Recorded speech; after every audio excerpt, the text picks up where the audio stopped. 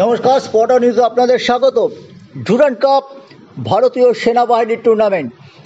এই সেনাবাহিনী স্বরাষ্ট্র মন্ত্রকের দপ্তরে রয়েছে, আর এই দপ্তরের কেন্দ্রীয় মন্ত্রী হলেন অমিত শাহ, বিজেপির অন্যতম শীর্ষ নেতা। ডুরান্ড কাপের সঙ্গে গেরুয়া শিবিরের একটা সংযোগ থেকেই যাচ্ছে, আর সেই ডুরান্ড কাপের আসরেই লাল হলুদ সমর্থকরা রীতিমতো বিপ্লব করলেন।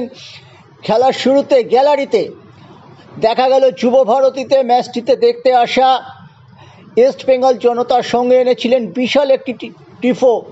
তাতে লেখা আছে, ভারত স্বাধীন করতে আমরা সেদিন পড়েছিলাম ফাঁসি। আর মায়ের ভাষায় কথা বলায় আমরা বাংলাদেশি, বাঙালি এবং বাংলাদেশি এবং মাতৃভাষা নিয়ে যে বিতর্ক চলছে গত 15 দিন ধরে, তারই প্রতিফলন ছিল গ্যালারিতে। ছোটোখাটো বিপ্লব তারা করলেন, আর সেই বিপ্লবের ছোঁয়া ছিল ইস্টবেঙ্গলের খেলায়। ইস্টবেঙ্গলের নতুন মরশুমের পূর্ণ শক্তি দল এদিন নামিয়েছিলেন কোচ অস্কার। দেখা গেল পুরনো দলের 7 জন খেলোয়াড় ছিলেন প্রথম একাদশে, নতুন খেলোয়াড় 4 জন, মিগুয়েল, স্টপার রায়না, বিপিন এবং রশিদ। পরবর্তীকালে পরিবর্তন হিসেবে হামিদ নেমেছেন, আর্জেন্টিনা স্টপার নেমেছেন। হামিদ 60 মিনিটে নেমে 67 মিনিটে গোল করেছেন, জয়সূচক গোল। একমাত্র গোলে ইস্টবেঙ্গল জিতেছে, কিন্তু তারা এদিন 4 গোলেও জিততে পারত। ম্যাচের ফলাফল ঠিক বিচারে 4-1 গোলে হলে হয়তো সেটা জাস্টিস হতো। মিগুয়েল হ্যাটট্রিক করতে পারতেন, কিন্তু প্রতিবন্ধক হয়ে দাঁড়ালো পোস্ট এবং ক্রস পিচ। আমরা দেখলাম 17 মিনিটে রশিদের শট দারুণভাবে সেভ করেন নীরজ কুমার। যদিও মিগুয়েলের সেন্টার থেকে 67 মিনিটে যে গোলটি করেছেন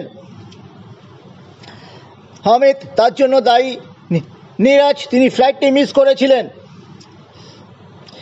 21 মিনিটে মিগুয়েলের দূরপাল্লার শট বারে লেগে ফিরে আসে। 22 মিনিটে তা সল ক্রসপোর বাড়ানো বল থেকে মিগুয়েলের হেড পোস্টে লাগে। 38 মিনিটে মহেশের ফ্রিকিকে সল ক্রেসপো দারুণ ফ্লিক করেছিলেন, কিন্তু নীরজ বাঁচিয়ে দিয়েছেন। 41 মিনিটে মহেশ থেকে মিগুয়েলের নেওয়া শট ক্রস পিসে লেগে ফিরে এসেছে। প্রথম অর্ধেই 2-3 গোলে এগিয়ে যাওয়া উচিত ছিল ইস্টবেঙ্গলের, কিন্তু ভাগ্য সহায় দেয়নি। ভাগ্য ইস্টবেঙ্গলকে অনেক দিনই সহায় দিচ্ছে না। যদিও এই ম্যাচে জিতে 6 পয়েন্টে তারা পৌঁছে গেল, এবং লাস্ট ম্যাচ রবিবার দিন ইন্ডিয়ান আর্মড ফোর্সের সঙ্গে তারা ড্র করলেই পৌঁছে যাবে নকআউটে। দ্বিতীয়ার্ধে পরিবর্তন হিসেবে নেমেছিলেন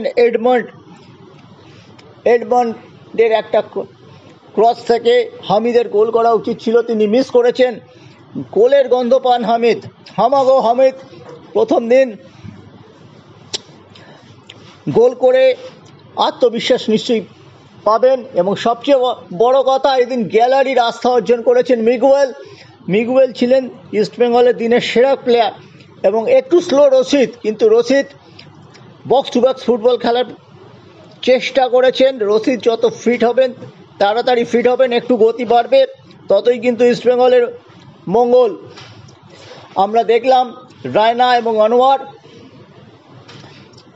ব্রাজিলিয়ান স্ট্রাইকার ক্লিপটনকে মোটামুটি বোতলবন্দি করেছিলেন একটি ক্ষেত্র ছাড়া। আমরা দেখেছিলাম কেভিন আর্জেন্টিনা স্টপারকে শেষ 20 মিনিট খেলালেন, তিনি ম্যাচ ফিট নন, আস্তে আস্তে তাকে ফিট করার চেষ্টা। আরও একটা ম্যাচ পাবেন নকআউটের আগে, তার আগে কিন্তু অনেকটা তার গোল সংখ্যা খুব বেশি না হলেও অস্কারের দল কিন্তু যে ছন্দে দিকে এগোচ্ছে, সেটা কিন্তু এইবার ম্যাচ দেখে আমরা বুঝতে পেরেছি। সব মিলিয়ে ইস্টবেঙ্গল কিন্তু ডুরান্ডের নকআউটের জন্য ক্রমশই জমাট বাড়ছে।